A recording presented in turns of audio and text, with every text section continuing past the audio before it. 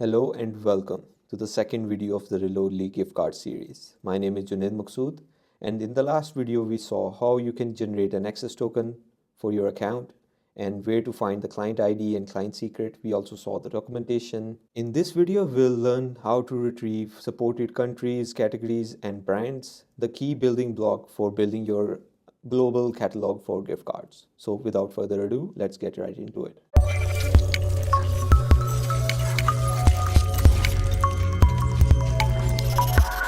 So right now I'm at the Reloadly documentation API reference page. Reloadly gift card system is arranged in a simple hierarchy. A product is connected with a country, brand, and category so that it's easier to filter data according to your requirement. For example, in the US, you may see categories like gaming, entertainment, shopping, and software, and under gaming, you might find brands like PlayStation, Xbox, and Roblox. So if we scroll down, we'll see that there is a get categories endpoint that sends a get request to the product-categories API endpoint. And in the response, we are getting the ID of the category and the name of the category.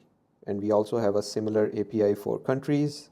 We'll shortly look into all of these APIs and we'll try to play with them on Postman, and then we'll switch to the code editor and we'll continue the project that we're currently building and see how we can fetch all this information into that project. Maybe try to save that into some kind of database so that we can easily retrieve it and figure out if we need some kind of a syncing mechanism so that we can keep our system updated with the Reloadly API. So in order to get started, let me switch to Postman and we can see how the API calls for these endpoints will look like. Okay, so I'm currently in my Postman. This is where we left off in the last video. So we already did the auth call to generate the access token.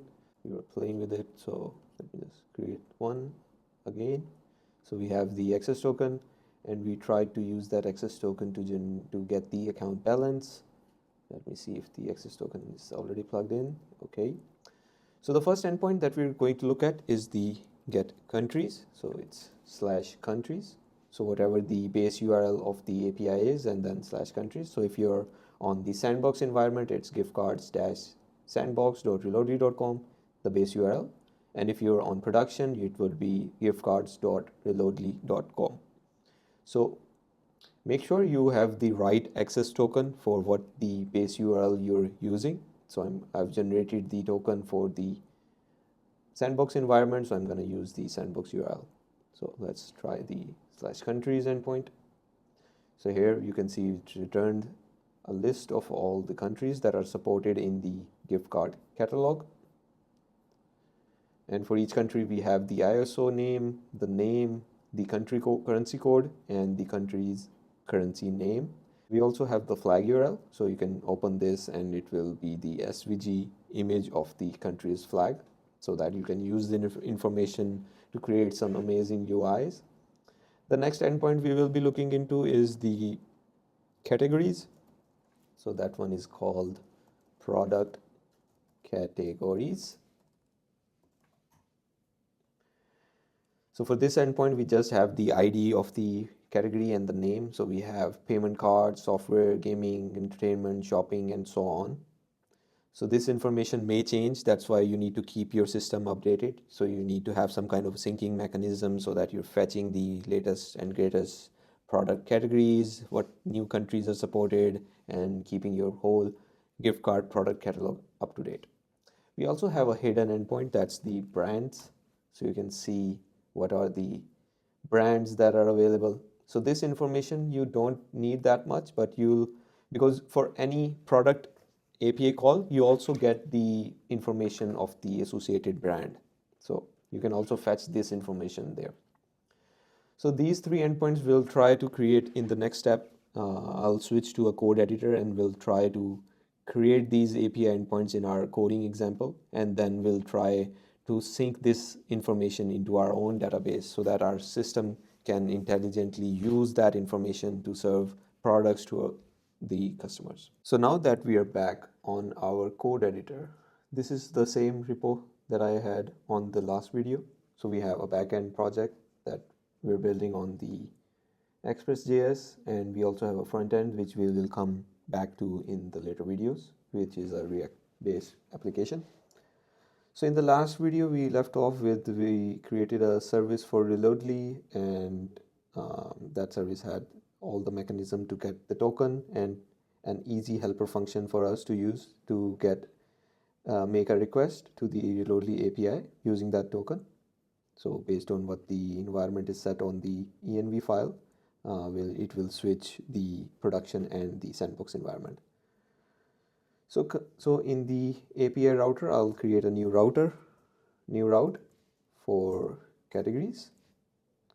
And the autocorrect is not working that well. So let me just fix that. There we go.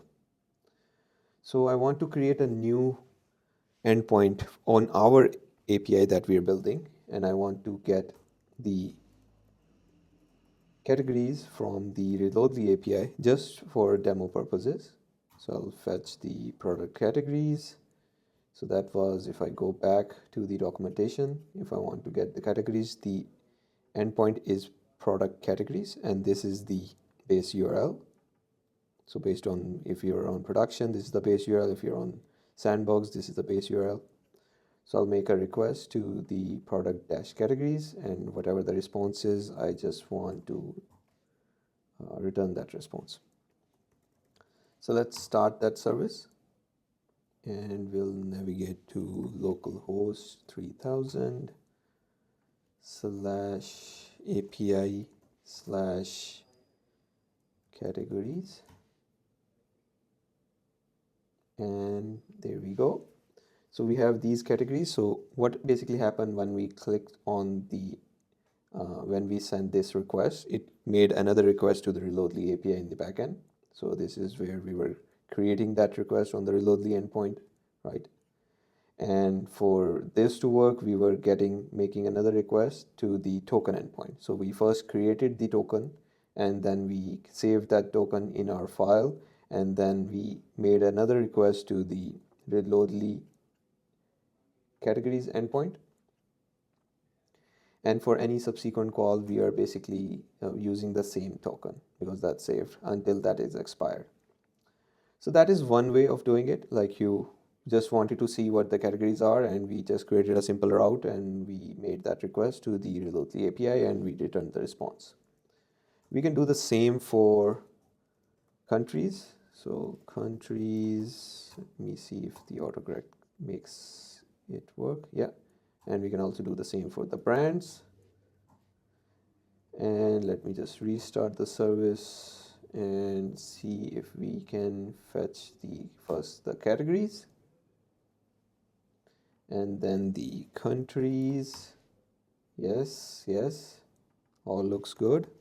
And then the brands, perfect. So we are able to get Amazon, Airbnb, Google Play, Netflix, all the brands are coming through as well. So all of this is also documented in the Reloadly API reference, so you can go through this. The purpose of getting this information is, if like in a somewhat real world scenario, you'll not be communicating with the API directly. So you'll have some kind of service in the backend that is syncing this information into your own database, and then your front end application is communicating with that database. So I'll also show you that how that will look like. So if I go back to the coding, let me clear the terminal and turn the project off. So I've already connected the backend service to a MongoDB instance. So if I go into the env file, you can see that I've created a sample cluster on MongoDB. I have this open here, and this is the sample cluster just for the demo purposes. So I've created a database here, and I've connected the application to that database. And what I've done is I've created models for brand, category, and country. So the models are based on what the information we are getting from the API. So if I start again, just to showcase what I mean, let's just use this one. So countries, sorry, it was /API/countries. Right, so for each country we have an ISO name, the name of that country and some other information, and we have similar stuff for brands and uh, product categories, right? So we have just the name for the product category and the remote identifier. So I've created some sample files for these. So what I've done is I've connected the MongoDB instance. I'm getting the database. I've created a collection for countries. Right now, nothing is there on our cluster. So it's all empty. I can refresh. Nothing is there. No database is there. We just have the admin and local that are pre-populated.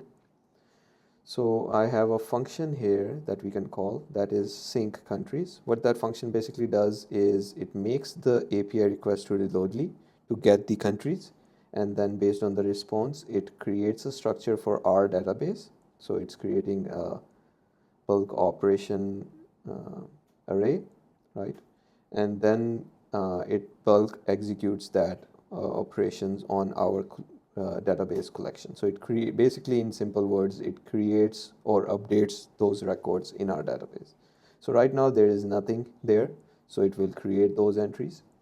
So what we can do is we can call this function, and what I've done is I've created, if I go into our server file, I've created a simple env boolean that if it's enabled when the app is starting up, it will sync the countries, sync the operators, sync the categories, sync the countries, and sync all the brands in our database.